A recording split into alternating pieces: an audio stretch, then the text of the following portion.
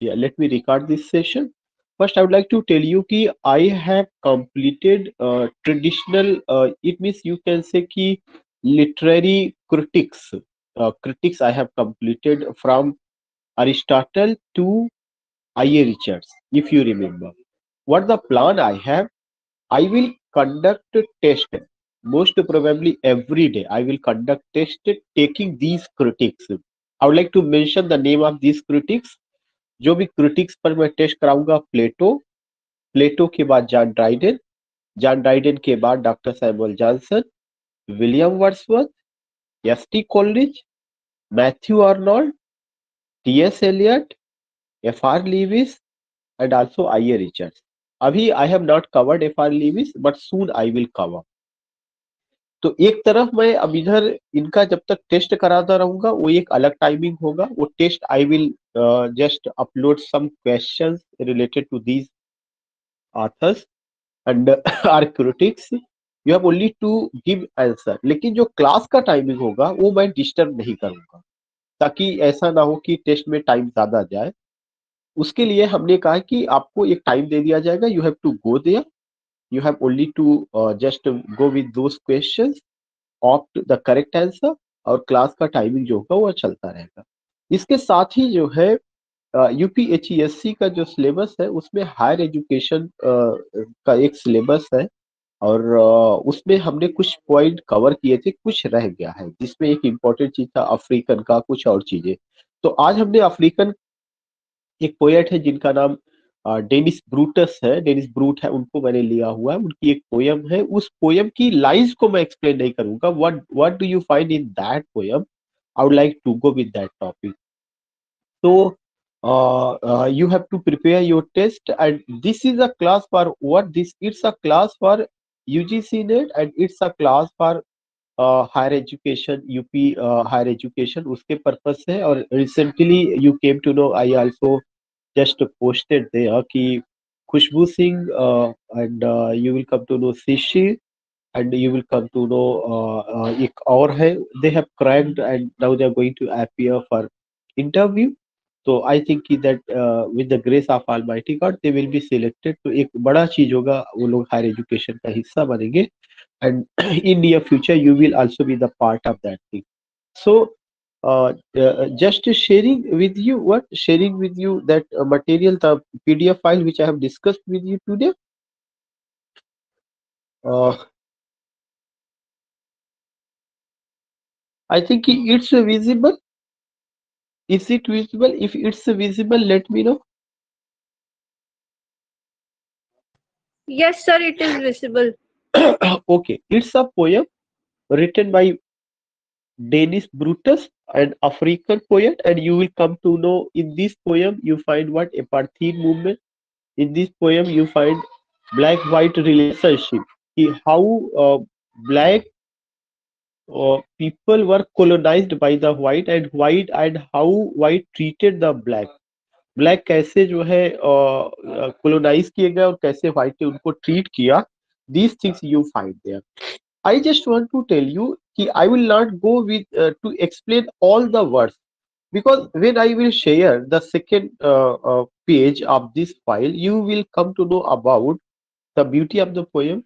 You will come to know, and I have taken someone has written the blog. I am missing the name of that person. She has written very well known blog, and in this blog she has just explained the whole poem, covering the stanza. And here you find what? Here you find key the original text in three lines each stanza, and there are four stanzas. How many stanzas there are? There are four stanzas. One, two, three, and four. And you find here, what do you find? You find each stanza covers how many lines? Each stanza covers three lines. You find, and here you also find that कि थोड़ा सा अगर आप देखेंगे कि rhyme pattern ऐसा नहीं है as we see in other poems especially. And the title is highly significant कि a common hate enriched our love for US. Yeah, for not US, for us. A common hate. This title I would like to explain. This particular title, a common hate, it refers the hate of the white people. against whom? It refers the hate of the white people against the black people. ये जो hate है, ये एक तरह का जो है white people के व्हाइट पीपल का हेट है, और किसके अगेंस्ट में है? ब्लैक पीपल के। तो उस हेट की वजह से जो ब्लैक पीपल थे उनमें एक लव पनपा, और ब्लैक पीपल ने अपनी एक कम्युनिटी बनाई और वे स्टैंड होते हैं। इसीलिए उन्होंने लिखा अ common hate, the hate of the white people against the black people, and this hate just you can say united the black people, and black people started to work as a community. And even you can just see, whether you take the example of this man Dennis Brutus, whether you go with Nelson Mandela, they were much conscious about their rights. They protested. They ultimately stood against racial feelings, and you find that ki racial feeling, communal hatred feeling, yeah, you find ki problem related to culture, problem related to something, you can say ki discriminatory policy, whether on the basis of gender, color, caste, and feeling. These are the common characteristics of post colonial studies, post colonial literature. तो ये जो poem है उसी perspective से लिखा गया है, और इसमें कोलोनियलिज्म, पोस्ट कोलोनियलिज्म पर्सपेक्टिव से we have to ultimately try to explain it. Yeah, we have to explain, we should try to understand it. So here in the poem you nothing find, but in the poem you find only what? In the poem you find the hate of the white people against whom? The hate of the white people against the black people. एक point आपको ये ध्यान में रखना है। And due to the hate of the white people, black people united. They came at a particular platform. They loved each other. They started to love each other. They united, and they thought that the particular country where we are living, that is my country, and the white people are the outsider. They came there. They came here as you can say attacker, outsider. The motherland doesn't belong to them, but they are ruling over us. तो ये जो feeling थी, इस feeling ने क्या किया? Black people को इकट्ठा किया, और फिर वो लोग उस व्हाइट के खिलाफ खड़े होते हैं। यही सारी बातें उन्होंने किसमें बताई हुई है? इस पार्टिकुलर पोयम में बताई है। I would like only to just recite the poem की in the first line you find escape to parasitic is disgust. Parasitic is disgust. Already you find here what the word? You find disgust, hate. What hate? The hate or the disgust or the communal hatred feeling or the racial feeling or the color feeling of the white against the black. बस ऐसे ही आप समझने की कोशिश करिए। Discreet, expensive hushes stifled us, and this particular hate just enriched us. Stifled united us. It enriched our love. This particular us refers to whom? This us refers to black people. They united, they assembled, they came at a particular platform, they started to love each other, they started to talk about their culture, they started to think about their identity, they started to think about their rights, all these things you find. The plangent voice become, this particular plangent voice, it refers to what? Voice refers what? The voice refers, it's a symbolic word. This voice refers the hatred feeling of the white against who? Against the black, became acidulous. It enriched us, it united us. ठीक है? In the first stanza you find this particular thing.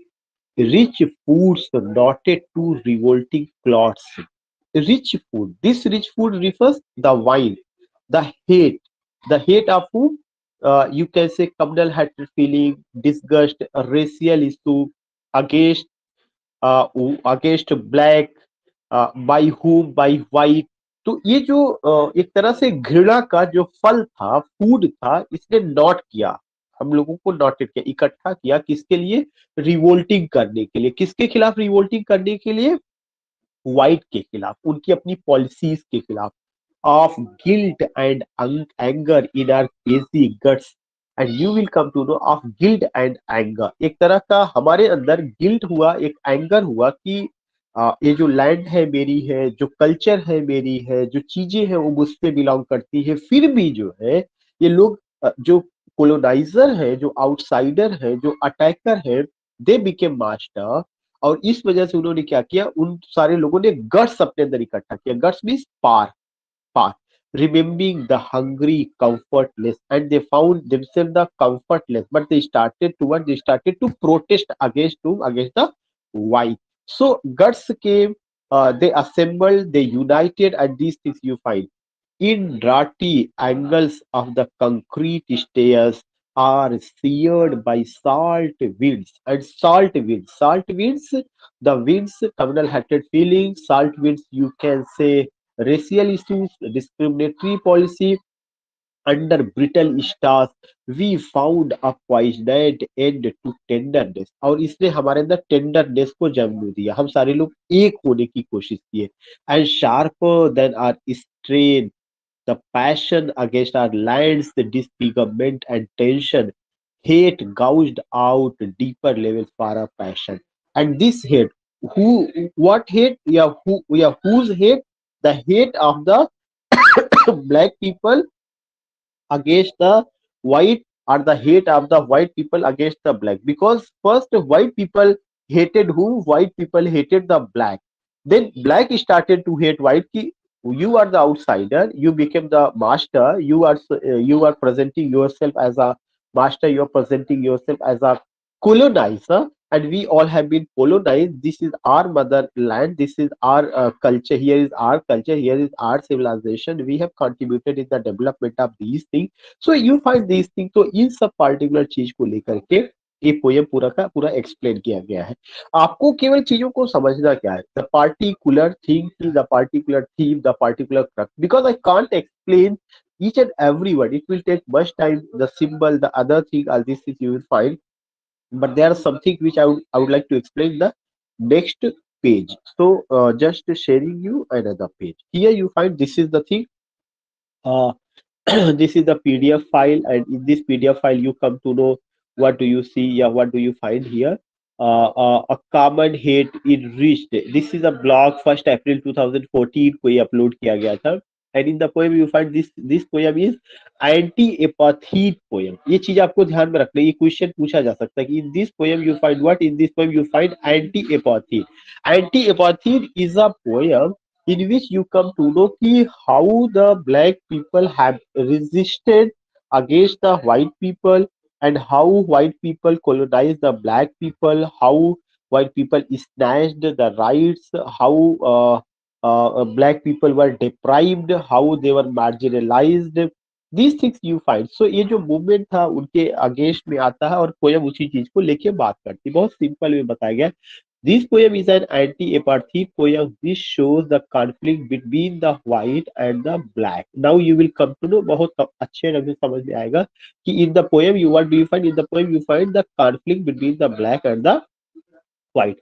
Blacks are treated as they are beast, blacks को ऐसा treat किया जाता है जैसे वे beast है, नॉट ह्यूमन बींग्स, वे ह्यूमन बींग्स नहीं है।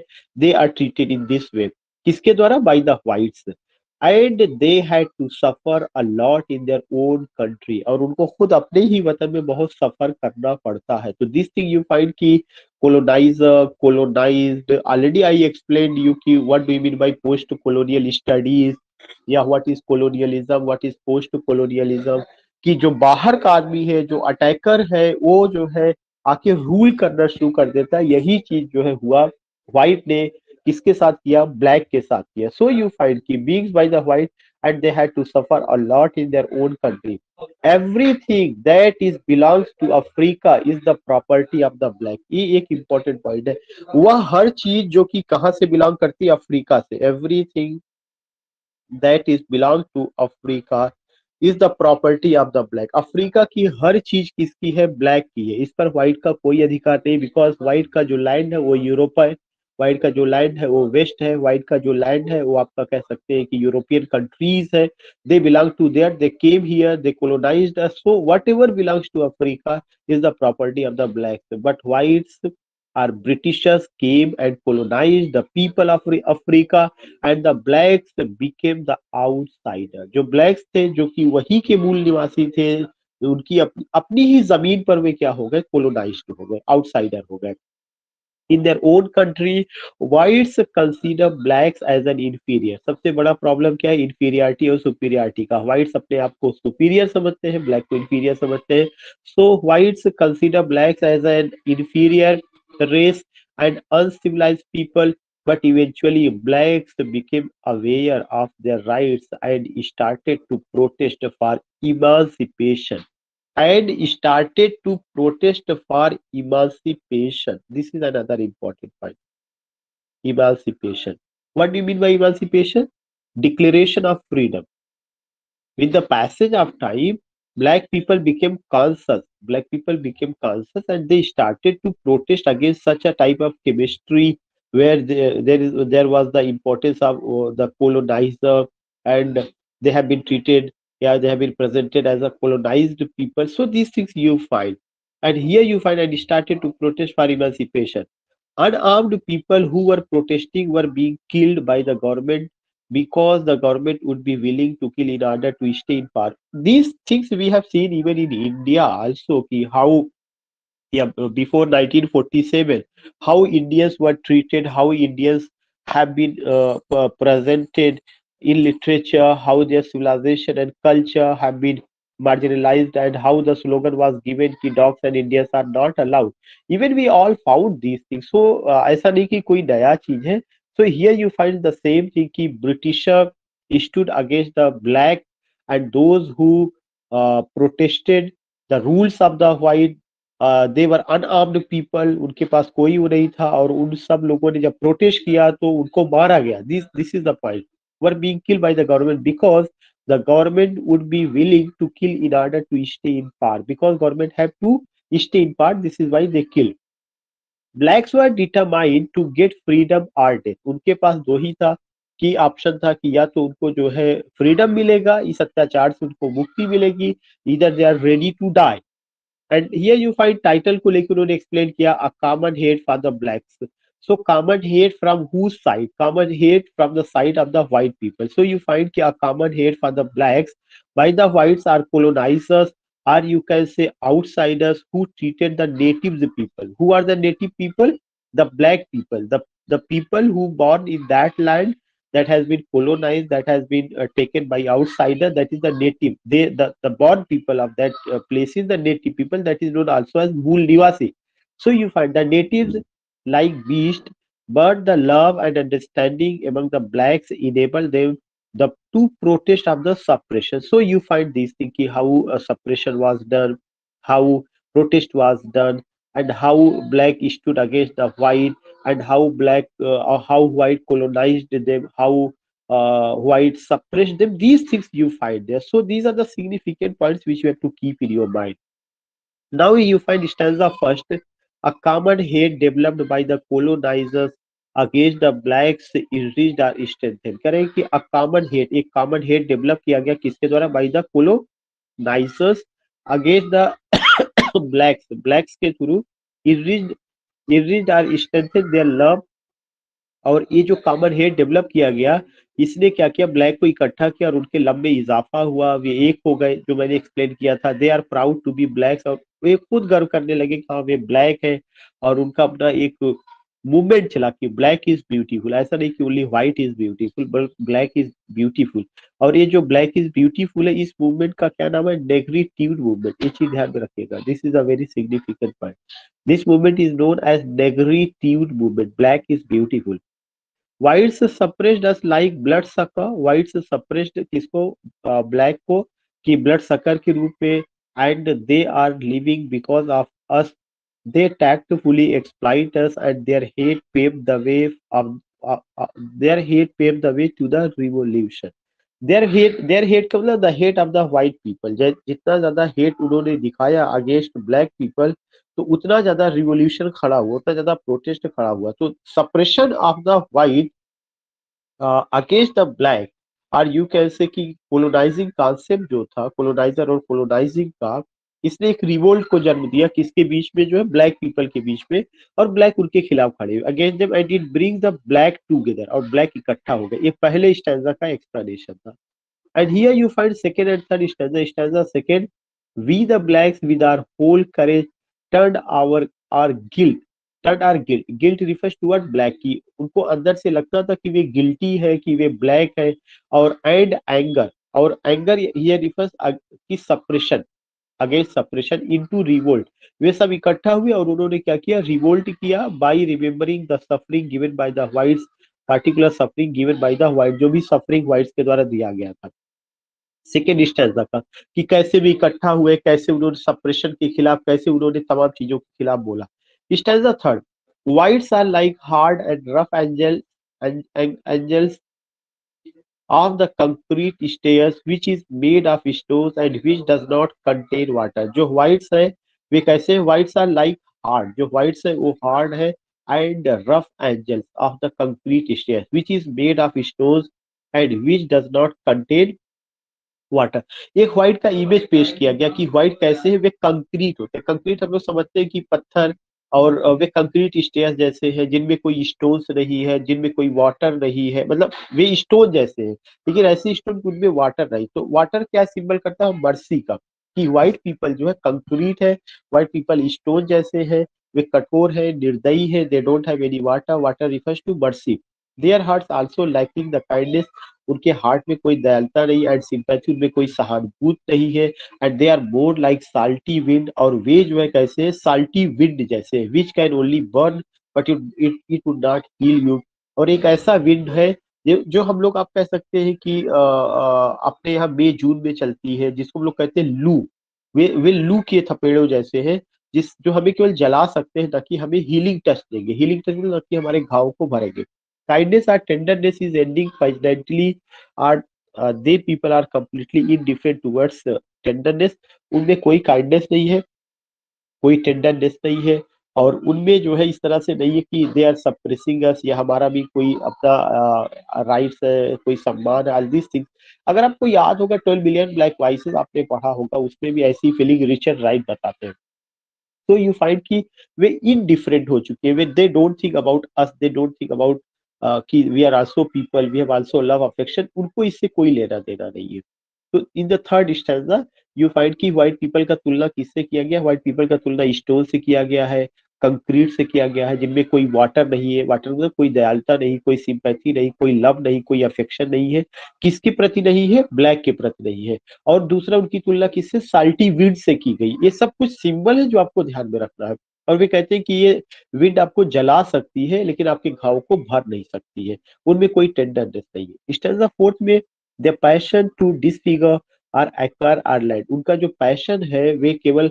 हमें डिसफिगर करना चाहते हैं और हमारे लैंड को लेना चाहते हैं इज मोर पावरफुल यही उनकी सबसे बड़ी इच्छा है than any force and they hate our passion of patriotism और वे हमारी जो है देशभक्ति के प्रति नफरत है उनको मतलब वे हमें सेकंड क्लास सिटीजन बना रहे हैं हमारी देशभक्ति पर डाउट करते हैं और हमारे पैट्रियटिज्म को जो है क्या करते हैं एक तरह से उसको कोई इंपॉर्टेंस नहीं देते अपने आप को वे बताते हैं कि they are the owner they are the maker of the culture civilization all these things and they are worried also about our passion for everything और उनको इसकी भी चिंता है कि हम लोग काफी पैशनेट है इसको लेकर के जो है कि we want to free our nation we want to make free our nation we are much conscious about our rights we are much conscious about our you can say कि about our just you can say about our rights identity culture and civilization so these things we find ki how the what the opinion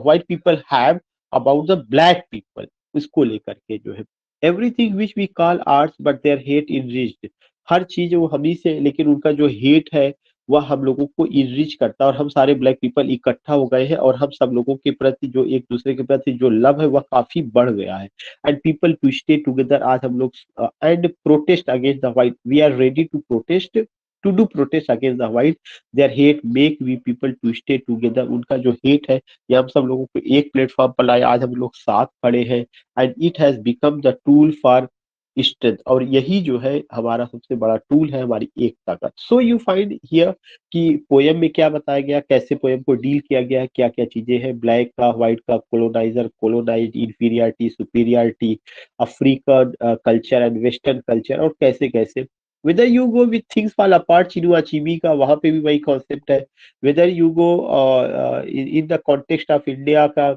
अगर आप देखेंगे तो वहां पे भी 1947 से पहले या उसके बाद का if you take any text तो कुछ में इस तरह से मिलेगा। If you go with a passage to India by E M Forster उसमें भी कुछ इस थीम को लिया गया, this things you find. Now ये डेनिस विंसेंट ब्रूटस का पिक्चर है एंड यू फाइंड कि उनको लेकर के जो है क्या क्या चीजें हैं, कितना लोग पैशनेट है। एंड हियर यू फाइंड कि डेनिस विंसेंट ब्रूटस, पूरा नाम उनका क्या है, Dennis Vincent Brutus. He was born on 28 November 1924, died 2009, was a South African activist, educator, journalist and poet best known for his campaign to have South Africa। और वो अपने campaign के लिए जाने जाते हैं, खास करके साउथ अफ्रीका में, to have South Africa banned from the Olympic games. और एक समय ऐसा आया था कि उनके कैंपेन की वजह से साउथ अफ्रीका ओलंपिक गेम्स में पार्टिसिपेट नहीं कर पाया था। तो ये चीज जो है ध्यान में रखना है कि ये एक पॉइंट बन सकता है कि अफ्रीकन पोएट वो कौन थे जिन्होंने पूरा कैंपेन चलाया था और उसमें ओलंपिक गेम्स से उस अफ्रीका जो कंट्री है उसको रिप्रेजेंट करने का मौका नहीं मिला था। तो these things you find due to its controversial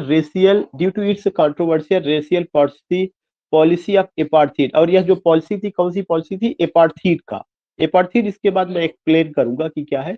again I would like to tell you कि डेनिस विंसेंट ब्रूटस 28 नवंबर 1924 को उनका जन्म हुआ, 26 दिसंबर 2009 को उनकी मौत हुई है। South African activist, educator, journalist, poet, all these things you find. और उन्होंने क्या किया था कि पूरा एक मूवमेंट चलाया था और साउथ अफ्रीका का, और उसको बैन जिसकी वजह से साउथ अफ्रीका को बैन कर देगा तो ओलंपिक गेम्स में। और एक कंट्रोवर्शियल रेशियल पॉलिसी एपार्थीड का चला था। तो एपार्थीड क्या मूवमेंट है, नेक्स्ट पेज में आप देखेंगे। एपार्थीड स्पेशली यह क्या था, एक मूवमेंट था जो साउथ अफ्रीकन इंग्लिश अफ्रीकन ने चलाया था। साउथ अफ्रीका में जो इंग्लिश राइटर थे उन्होंने अफ्रीकन, एंड इसका मतलब होता है सेपरेटनेस। सेपरेटनेस मतलब अलग करना अपने आप को। Lit apartheid was a system of institutionalized racial segregation। जो अफ्रीका में राइटर थे जो इंग्लिश में लिखा करते थे उनकी आवाज को दबाने की कोशिश की गई और उनको जो है रेशियल आधार पे सेग्रीगेट किया गया, मतलब नस्ल भेद के आधार पर उनको अलग किया गया। तो ये पॉइंट आपको ध्यान में रखना है। वाज अ सिस्टम, यह एक सिस्टम था, ऑफ इंस्टीट्यूशनलाइज्ड, तमाम संस्थाओं की तरफ से यह सिस्टम तैयार किया गया और रेशियल सेग्रीगेशन किया गया। रेशियल सेग्रीगेशन नस्ल भेद के आधार पर उनको अलग करने की कोशिश की गई कि ये तो अफ्रीकन पीपल है, ये तो अफ्रीकन कंट्री के बारे में लिखते हैं, उनके कल्चर के बारे में लिखते हैं। तो वहाँ की जो इंस्टीट्यूशन था, वहाँ का जो कॉलेजेस था, जो यूनिवर्सिटीज थी, तमाम जगह से उनको जो हटाने की कोशिश की गई। South Africa and south west Africa, और जो किया south west Africa now Namibia है, ये सब मूवमेंट चला फ्रॉम 1948 अंटिल द अर्ली 1990। और कब से कब तक चला, 1948 से 1990 तक। Apartheid was characterised by an authoritarian political culture. जो एपार्थीड मूवमेंट था वह एक तरह का पॉलिटिकल कल्चर था, based on baasskap, boss hood or boss ship, which ensured that South Africa was dominated politically, socially and economically by the nation's minority white people। जो इस पे बताने की कोशिश की गई कि पूरे साउथ अफ्रीका पर जो लोग राज कर रहे हैं वो कौन है, व्हाइट पीपल, जिनकी आबादी बहुत कम है। इन लोगों ने राज किया है और राज करने में उन्होंने पॉलिटिकली, सोशली और इकोनॉमिकली मदद दी। According to this system of social stratification, white citizens had the highest status, followed by Indians and colored, then black Africans। The economic legacy and social effects of apartheid continue to the present day। और ये चीजें अभी भी चल रही। सो एपार्थीड जो movement है वो कहाँ पे डेवलप हुआ, साउथ अफ्रीका में। कब से कब तक चला था, 48 से लेकर 90 तक चला था। यह एक ऐसा मूवमेंट था जिसमें ये दिखाने की कोशिश की गई कि इंस्टीट्यूशनलाइज, मतलब गवर्नमेंट में जो लोग पार में थे उन्होंने एक योजना बनाई कि कैसे जो है जो ब्लैक राइटर्स हैं जो इंग्लिश में लिखते हैं उनको कैसे अलग कर दिया जाए, किसी भी इंस्टीट्यूशन में उनको प्रोफेसरशिप का, वाइस चांसलरशिप का, टीचर का कोई पोस्ट ना दिया जाए और उनकी जब ना उनकी लिटरेचर को आगे बढ़ने दिया जाए। तो एक मूवमेंट चलाया गया, यह एक था। और ये मूवमेंट ये भी बताता है कि कैसे पूरे अफ्रीका में इन लोगों ने रूल किया। तो I just told you about उनका जन्म, देन आई टोल्ड यू कि अपार्थाइड मूवमेंट क्या होता है। तो इसमें आप देखते हैं कि नेक्स्ट पिक्चर में वही है। He was born Dennis Vincent Brutus 24 नवंबर 1924 को बार्न हुए हैं Salisbury Southern Rhodesia. Died 26 December 2009, 1800 sorry 85 की उम्र में केप टाउन साउथ अफ्रीका में उनका डेथ हुआ था। Nationality South Africa, occupation activist, educator, journalist, poet, known for anti apartheid activism. चूंकि एपार्थीड में तो इनको सेग्रीगेट किया गया था, एपार्थीड के खिलाफ इन्होंने मूवमेंट चलाया था, उस मूवमेंट को क्या कहा जाता है, anti apartheid activism. Then you find कि उनका अपना थोड़ा सा मैंने लिया है कि क्या क्या उनका लाइफ कहाँ कहाँ पे रहा है। Born in Salisbury southern Rhodesia in 1924, South African parent, Brutus was of indigenous Khoi Dutch French and English German and Malaysian ancestry. His parents moved back home to Port Elizabeth when he was aged 4, and young Brutus was classified under South Africa's apartheid racial code as colored. अगर आप देखेंगे कि एपार्थीड movement में क्या हुआ था, एक एपार्थीड movement में जो ब्लैक पीपल थे उनको राइट्स नहीं मिला और उनको कलर फीलिंग का शिकार होना पड़ा था। ये पॉइंट आप देखते हैं, ये चीज इनके साथ भी हुआ। Brutus was graduate of the university of Fort Hare. उनका जो ग्रेजुएशन हुआ था यूनिवर्सिटी ऑफ फोर्ट हेयर से हुआ था 1946 में, and the university of the Witwatersrand से उनका हुआ था, where he studied law.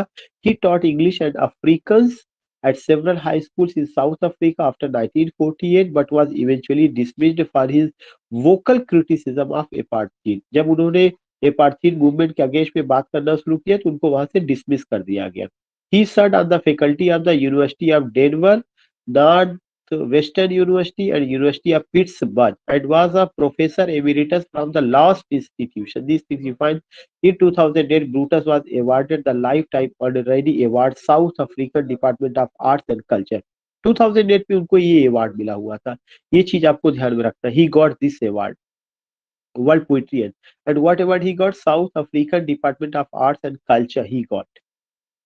So these things you find की बॉर्न इन 1924। और उनका जो फैमिली थी कई जगह से, कोही का, डच का, फ्रेंच का, English, German and Malaysian ancestry से उनका फैमिली बिलोंग करती है।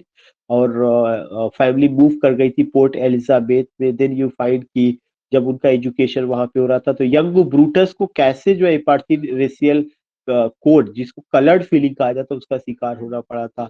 कई यूनिवर्सिटी में पढ़ा भी रहे थे तब उनको वहां से निकाल दिया गया क्योंकि वो एंटी एपार्थीड मूवमेंट के, एपार्थीड के अगेंस्ट में थे। एंड 2008 में Brutus was awarded the life time honorary award by the south African department of arts and culture. 2009 में उनकी मौत हो जाती है। नाउ यू फाइंड कि उनका मूवमेंट क्या क्या था। Arrest and jail. In 1963, Brutus was arrested for trying to meet with an international Olympic committee. International Olympic Committee से वो मिलने का प्रयास किए। Official he was accused of breaking the terms of his banning. और उनके ऊपर अक्यूज किया गया कि उन्होंने क्या किया, जो रूल्स था, जो नाम था, उसको उन्होंने तोड़ा। विच वर which were that he could not meet with more than two people outside his family, and he was sentenced to 18 months jail। 18 महीने उनको जेल में रहना पड़ा। However, he jumped bail, उनको बेल मिली by trying to leave South Africa to attend the IOC meeting in Baden-Baden, West Germany, on behalf of Sarnoff. And while he was while he was in Mozambique on a Rhodesian passport, the Portuguese colonial secret police arrested him and returned him to South Africa. There, while trying to escape, he was shot in the back at point blank range. After only partly recovering from the wound, Brutus was sent to Robben Island for 16 months, 5 in solitary. He was in the cell next to Nelson Mandela। वहीं पे जहां Nelson Mandela jail में थे उसी के बगल वाली cell में वो भी थे। Brutus was in prison when news of the country's suspension from the 1964 Tokyo Olympics for which he had campaigned। जब न्यूज आई कि अफ्रीका को जो है टोक्यो ओलंपिक में भाग नहीं लेने दिया जाएगा, उस समय वो जेल में थे और इसीलिए उन्होंने आंदोलन भी चलाया था। Brutus was forbidden to teach, write and publish in South Africa. उनको बिल्कुल मना कर दिया गया कि आप साउथ अफ्रीका में ना पढ़ेंगे, ना पढ़ाएंगे, ना लिखेंगे। उनका एक कलेक्शन ऑफ पोइट्री है जिसका नाम है sirens, knuckles and boots. This is a very significant point. Sirens, knuckle, boots was published in Nigeria while he was in prison। The book receive the Mbari poetry prize, इसको Mbari poetry prize मिला हुआ था। This things you find awarded to a black poet of distinction, but Brutus turned it down on the grounds of its racial exclusivity. He was the author of 14 books. So you came to know about this movement कि Nelson Mandela की बगल वाली jail में वो थे, उन्होंने anti apartheid movement चलाया। उनकी उस मूवमेंट की वजह से साउथ अफ्रीका को ओलंपिक, टोक्यो ओलंपिक में 1964 में भाग नहीं लेने दिया गया। उनका जो पोइट्री का कलेक्शन है, sirens, knuckles and boots, these things you find. So I have done it, and you also got the point. I don't think you have any problem because you could understand it very well. इस पे कोई problem? No, sir. No, sir. No problem. I have explained the whole poem and also उनका life, उनका जितना भी चीजें थी एक बार में हो गया है। and be ready for that test which I have promised you। हो सकता है वो आज ही मैं अभी थोड़ी देर में पोस्ट करूंगा शाम को, नहीं तो कल का जरूर होगा। ठीक, ओके।